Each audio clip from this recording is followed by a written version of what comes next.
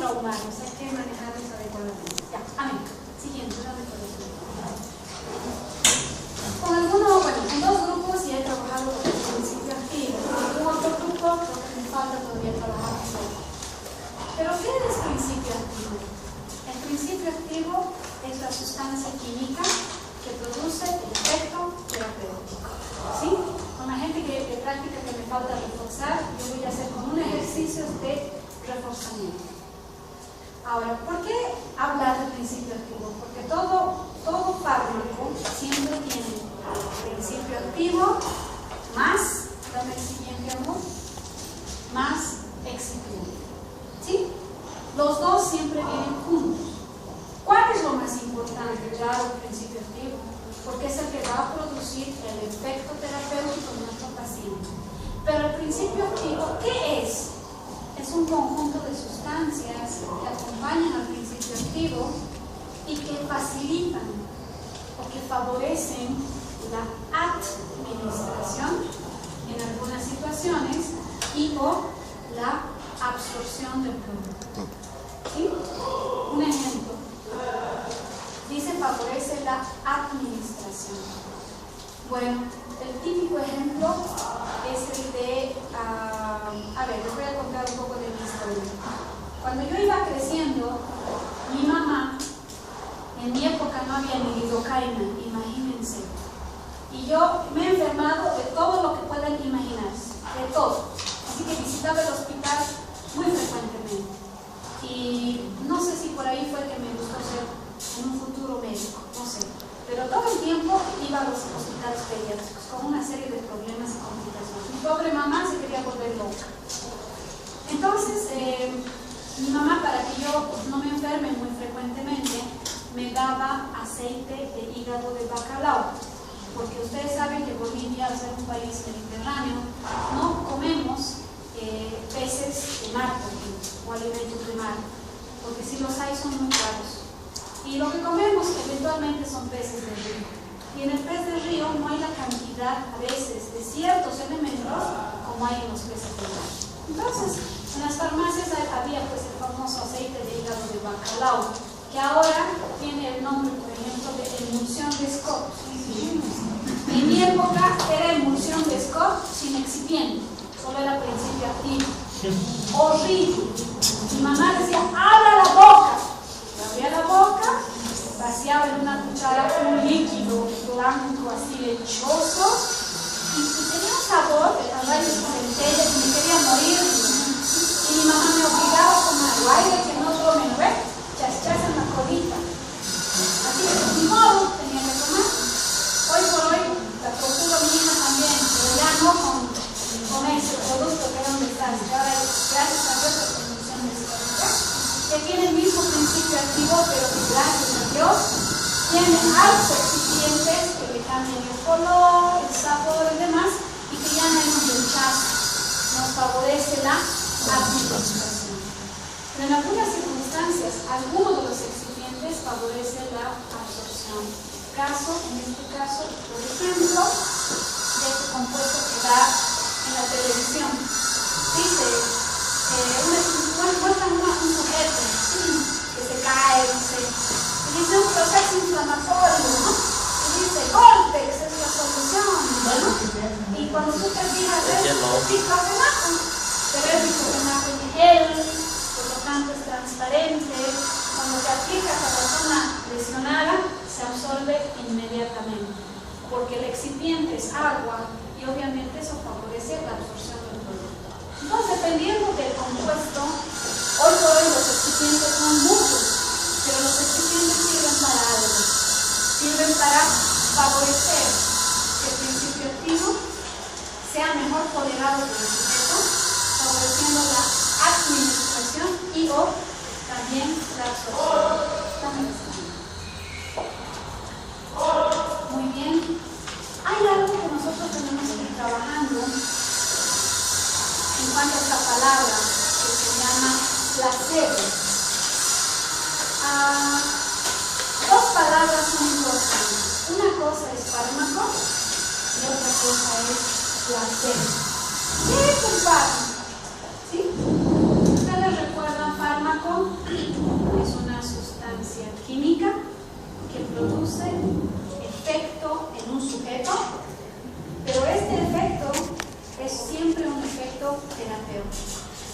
importa si el efecto es preventivo, paliativo, sintomático o curativo, ¿ve? No importa. Pero ¿y entonces qué es el placebo? Fíjense que el placebo es una sustancia química farmacológicamente inerte. Quiere decir que no tiene principio activo, o su principio activo es muy pobre, y no voy a conseguir un efecto orgánico si el paciente tuviera un problema orgánico. Por lo tanto, el placebo, ¿qué es lo que hace? No trata en sí alguna patología real.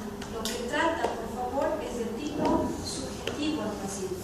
Ejemplo, llega una persona de la tercera edad, hacemos una valoración y determinamos que no tiene un problema orgánico según mi valoración. Yo creo que no tiene nada, pero no le puedo decir, ¿sabe qué, señora? Usted es hipocondriaca. No puedes hacerlo porque probablemente sea así. Lo que hacemos es darle un placebo, es decir, darle una sustancia química farmacológicamente inerte, que lo único que va a modificar es a nivel subjetivo.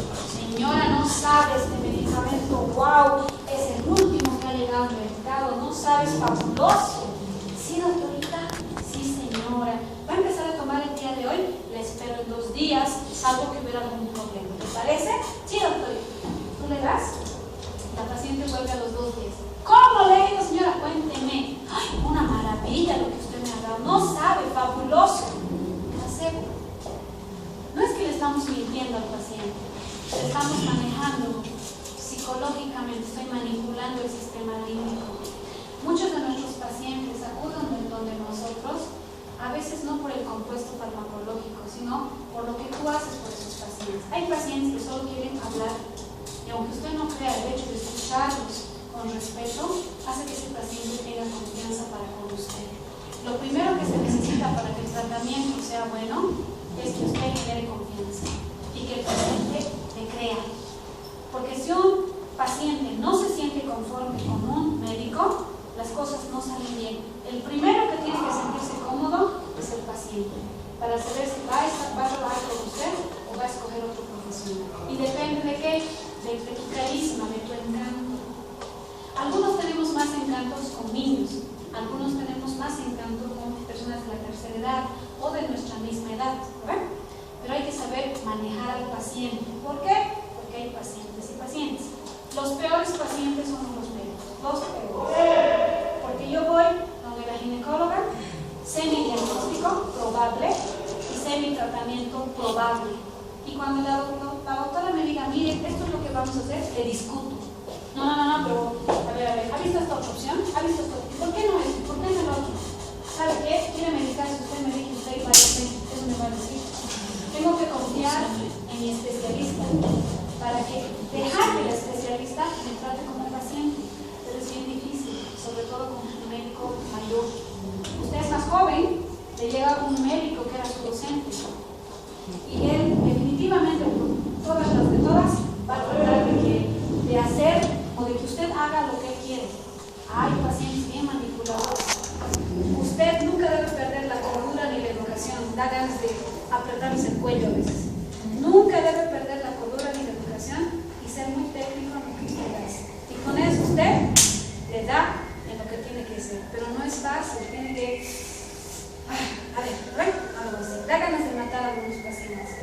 Pero entiéndanlos, por favor, porque a veces nosotros estamos en esa situación.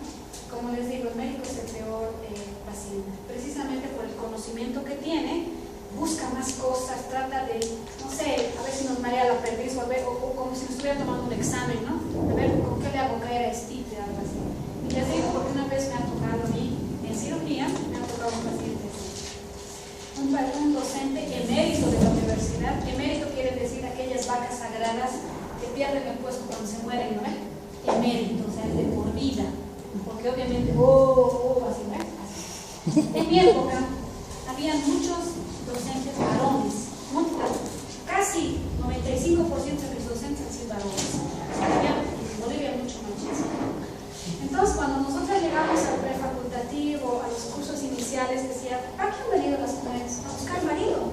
Han venido a agarrarse al médico de de quinto para arreglarse la vida, así nos decían. Y bueno, a algunas compañeras les ha pasado eso, bien, pero no todas. Resulta de que estamos en cirugía y nos toca de paciente un docente emérito de la universidad, terrible, y justo me toca ese paciente. Me quería morir, porque era de terrible trabajar con él, no permitía, no aceptaba los procedimientos que yo indicaba, no tomaba lo que le decía, se descompensaba, y el médico de guardia, el médico de planta me quería sacudir a mí. Yo pensaba que el que no hacía las cosas era yo. Así que era terrible, no sabía cómo manejarlo, hasta que pues, ni modo, ¿no? Hay que agarrar el coraje que tenemos y tratarlo de manejar de una manera política. Y gracias a Dios después le gané la partida. Pude manejarlo, pero es uno de los pacientes más difíciles que he tenido. Bien, bien difícil. Así que cuando veo una de esas digo, ay no, ya me da flojera, que no haga otro, ¿no? Porque ya no estoy en eso. Bueno, entonces cuando nosotros trabajamos con muchos pacientes hay que trabajar a veces con placebo. Y yo me atreví a hacer eso una vez en el centro centralizado.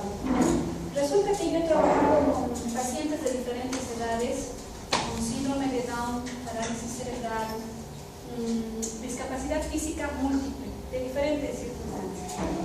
Resulta que agarré a un grupo de control. Eran niños que tenían entre 2 años y 5 años, chiquitos, síndrome de Down, mujercitas y hombrecitos. Y tenía como 10 niños más o menos. Empecé a dividir el grupo 5 a 5. He hablado con los papás en una reunión, señores papás, voy a administrar unos compuestos que daño no les va a hacer, pero lo que quiero es hacer un control durante 1 año en estas jóvenes. ¿Me lo permiten? Sí. ¿No va a pasar nada? No, yo les garantizo que lo voy a administrar yo. Y nadie más sabe que lo estoy administrando. Y lo he certificado. Grupo de control A. Los mismos profesores, la misma rehabilitación, lo mismo todo, el mismo aula, todo. No tenían estímulos externos diferentes. ¿Qué he hecho con mi grupo de control? Con omega 3. He agarrado el omega 3, todos los días omega 3. El omega 3 tiene varias virtudes. Y entre estas virtudes se dice que permite una mejor conexión nerviosa para garantizar un mejor aprovechamiento de ciertas funciones intelectuales. Entonces, durante 1 año yo he trabajado con un grupo de control de chiquititos con Down a quienes les he dado omega 3. Y al otro grupo le he dado placebo, les he dado vitaminas, nada más, que no tenían nada de componente de omega 3. Ha pasado el año y a fin de año hemos evaluado. Yo entraba al aula y decía, a ver, mis gorditos, bueno, como les digo a veces a ustedes, se ponían en fila mis gorditos. Y ellos ya me esperaban así, con su boquita abierta, así. Entonces yo les daba y nadie de las profesoras y de los de terapia sabían lo que yo les daba. Lo único que sabía era yo. Nadie sabía a quién había dado qué. Y viene el fisioterapeuta y me dicen en un equipo, porque eran 5 fisioterapeutas que trabajaban con rehabilitación neurológica. Y me dice, doctorita, no sé qué está pasando con estos chiquitos. A ver, ¿qué ha pasado? No sé, están más plásticos, están haciendo más actividad física y hablo con la fonoaudióloga, doctor, sus guaguas están empezando a hablar, ¿qué pasa con el otro grupo que no empieza a hablar? Me dice, ¿qué les está dando? No, nada, vitaminas, ¿verdad? Y así. Llegamos al final del año y los que habían consumido omega 3, terribles, o sea, niños, ¿no? Habladores, bochincheros, activos, dinámicos, los llevaba a cualquier actividad, pero ellos sabían cómo comportarse también. Cuando tenías que decirles que se comporten bien, ellos te obedecían. Pero como todo niño era inquieto, ¿ves? En cambio, el otro grupo de control, pasivos, tranquilos, no había lenguaje, nada. Entonces decía, ¿qué pasó? Nada, dije. A fin de año hice una reunión con todos, dije, este grupo, omega 3, este otro grupo no. Tuve una visita en esa época de una neuropediatra que hoy está trabajando en Cochabamba, de Chile, la doctora Jaldín. Y le dije, doctora, he utilizado omega 3 en este grupo, he visto avances, porque tengo varios años de experiencia, y en este otro grupo no he visto los mismos avances, teniendo los mismos estímulos externos. Y me dice, sí, pero el omega 3 no está certificado, cierto. No hay una literatura hoy por hoy que nos garantice a nosotros, cierto, pero yo lo he vivido en la experiencia. Y dije, al segundo año, todos me toman omega 3. Me empezaron a tomar omega 3 todos y mejoraron la capacidad intelectual. cuando íbamos nosotros como institución a otros equipos con los que yo veía, yo notaba diferencia. Mis guaguas contra las otras guaguas. Entonces notaba que los míos eran más traviesos, más inquietos, más activos en diferentes áreas y tenían los mismos apoyos, ¿no ven? Porque si el apoyo es diferente puede variar. Tenían los mismos apoyos, los mismos días, los mismos horarios, todo. Conclusión, es importante la introducción del omega 3 en la dieta, sobre todo el crecimiento, fundamentalmente para favorecer funciones de tipo intelectual. Obviamente van a escuchar que el omega 3 también se utiliza en personas mayores, a veces con el objetivo intelectual, a veces, pero en personas de la tercera edad, sobre todo para prevenir problemas cardíacos, porque claro, el omega 3 ayuda a que no tengamos problemas de aterosclerosis, ¿verdad? Y otro tipo de problemas. Entonces, algunas veces en clase me preguntan, doctora, estudio, no puedo aprender. Y alguien me decía por ahí, doctora, una recetita de Ritalina, por favor. Y después les voy a explicar. Y yo, sí, ¿por qué quieres tomar Ritalina? La Ritalina en Bolivia y a nivel mundial es una anfetamina. Y esta anfetamina produce un desastre a nivel del sistema nervioso. ¿Y por qué se lo toman? Porque mejora la capacidad de atención y de concentración. Pero eso solo se toma cuando el paciente tiene una condición patológica que se llama déficit atencional con hiperactividad. No se puede dar en cualquiera. Entonces yo le digo, no te hagas daño, por favor, con la Ritalina. No tomes Ritalina si no tienes el diagnóstico. Entonces, ¿qué tomo? Me desespero porque leo y no aprendo. Empieza a consumir omega 3. Si muchos de ustedes que vienen del Brasil, no te duermas, que vienen del Brasil, vienen de zona costera, cuando están en su región, consuman alimentos de mar. Simplemente consumiendo alimentos de mar, introduzcan la cantidad de omega 3 necesaria para el buen funcionamiento intelectual. ¿Sí? Ahora, Bolivia, no tenemos mar, ¿y ahora qué comemos? Bueno, hay peces de río, pero el pez de río no tiene la cantidad. Bueno, gracias a Dios, hay en las farmacias omega 3. Ahora, por si acaso, el omega 3 no solo está en los peces, está en la aceituna. No sé si en portugués aceituna es lo mismo que en Bolivia. Azeitona. Tiene. Hay la nuez. La nuez tiene gran cantidad de omega 3, pero la nuez en Bolivia es cara. Quieres comprar una cosita así, son como 20 pesos, ¿no? Una cosita así. Entonces, inclusive hay una propaganda del aceite fino que dice, no sé qué dice la propaganda, pero dice con omega 3, ¿no? O sea, no es invento, porque hoy por hoy muchas empresas están adicionando a sus productos base omega 3, porque se sabe que hay un fundamento, no es muy claro por allá, pero a lo que voy es que en la dieta, si se consume en la dieta naturalmente el omega fabuloso, si no lo hacemos, es importante empezar el omega 3 para que a futuro tengamos mayores beneficios. ¿Y es barato aquí omega 3? Sí, Sí. el omega 3 en bote, que tiene 90 cápsulas, creo que cuesta 100 bolivianos. O sea, te sale, o mejor dicho, son 100 y te cuesta 90, algo así. Te sale como a un peso, algo así. Así que si lo ves desde el riesgo, vale la pena consumir. Doctora, la duda es de la cantidad que un adulto debe tomar al día, por si acaso. Ya, obviamente hay dosificaciones variadas, pero como es un complejo vitamínico, digamos, daño no nos hace. Ahorita no te puedo dar específicamente la dosificación porque hay que revisarla, no lo tengo todo en la cabeza. Pero a lo que voy es que el hecho de utilizar, por ejemplo, el omega 3 es bueno, tiene efectos beneficiosos. Yo lo discutía con la neuropediatra, me decían, no hay estudios científicos que comprueben. Cierto, le decía, no lo hay.